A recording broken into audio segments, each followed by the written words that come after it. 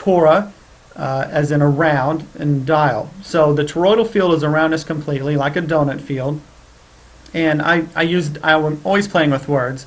And if you look at the toroidal, it's like round dial. And by getting in touch with our own toroidal field, we can dial in what we want to experience in the world and dial out what we don't.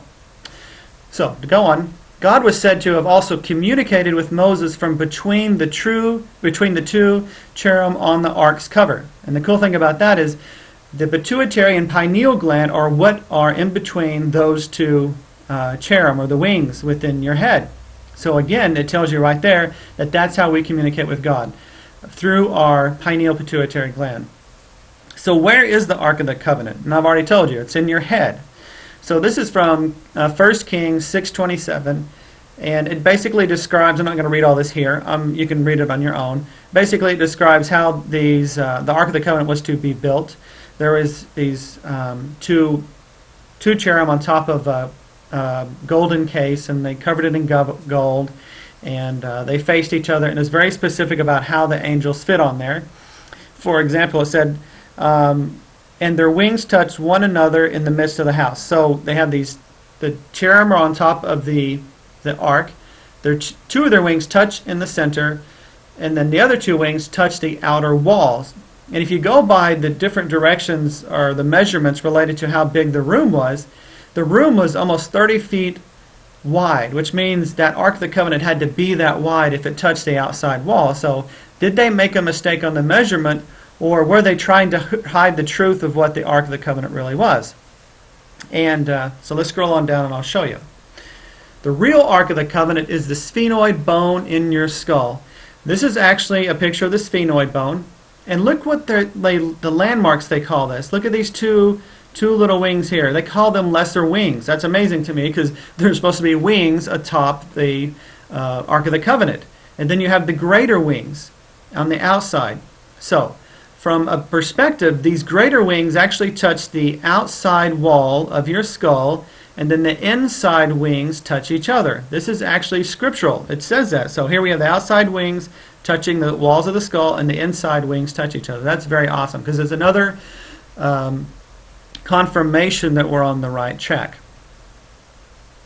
And it also says that the cherubim were made of one piece, and this bone is one piece.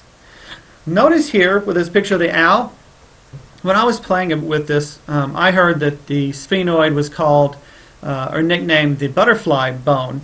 But when I was looking at it, I was like, that totally looks like an owl. It looks, you have the eyes, you have the beak coming down, and you have the horn. So a horned owl, to me, that's totally a horned owl, even with its wings outstretched and it's got its talons. So just to read from here to make sure I don't miss anything. Notice that it has wings, the greater wing that spread out and touch the walls of the skull, and the lesser wings that touch in the middle.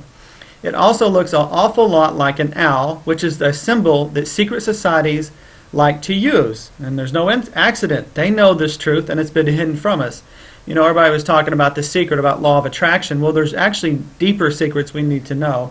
The law of attraction cannot be actualized until you know the deeper secrets of how things work. And that's what I'm sharing with you now.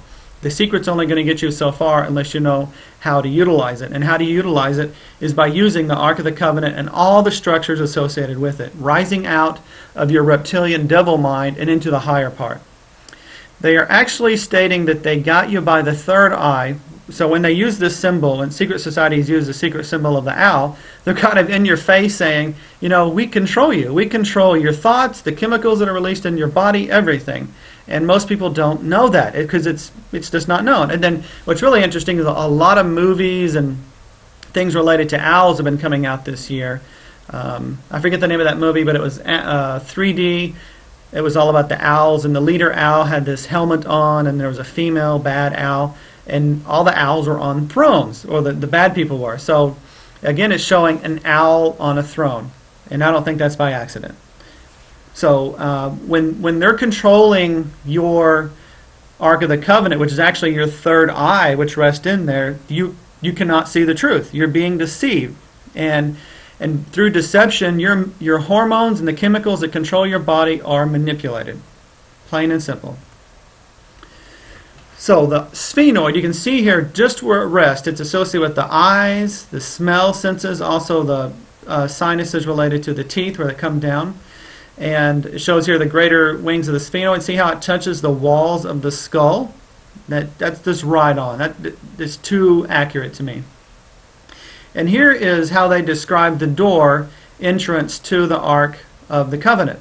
A double door made of olive wood was set in a place at the entrance of the Holy of Holies. The Holy of Holies is what housed the Ark of the Covenant. The top of the doorway was a pointed arch. Well, look at this. This is the bony structure related to your nose. The nose has two openings in it, and it comes to a point. That's no accident, because right here you go through that, and you're right there at the Ark. So I'm going to play a little video that's going to show you a little bit more about the landmarks of the sphenoid. The human skull is made up of 8 cranial bones that surround and protect the brain, and 14 facial bones that form the underlying structure of the face and support for the teeth. With the exception of the mandible, the bones of the skull articulate with each other through joints known as sutures. Throughout the skull, holes known as foramina serve as passageways for blood vessels and nerves. Bones on the surface of the skull encase the brain, protect sensory organs, and serve as attachment sites for the muscles of the head and neck. These bones include the occipital bone, parietal bones, temporal bones, and the frontal bone, as well as the nasal bones, the zygomatic bones, the maxilla, and the mandible. Other bones become more visible only when looking inside the skull. So you can see right here what a very important, or how the sphenoid fits in a very important part of the skull. It's in the very center. So you take away all the bones, and here you have this owl-looking shape sitting right there looking at you. Sphenoid bone makes up the anterior base of the cranium. It is a butterfly-shaped bone with a central body and 2 pair of laterally projecting wings. These wings form portions of the orbit. So I'll pause this here so you can see. From the side, the pituitary gland rests right inside of here, and this bone is almost square in the back, which would be what the Ark of the Covenant would be. The bottom part of the Ark is always shown as being like a box, right? Well, the bone even looks like a box from the top view. And the pituitary sits, boom, right inside the box where the 2 winged creatures are. That's it. That is the Ark of the Covenant. The outside external, there might have been an outside external representation made, but it was made to represent what's inside of us. And we've lost the truth of that. And now it's time to reclaim it. The body of the sphenoid features a depression known as the sella turcica, which houses the pituitary gland.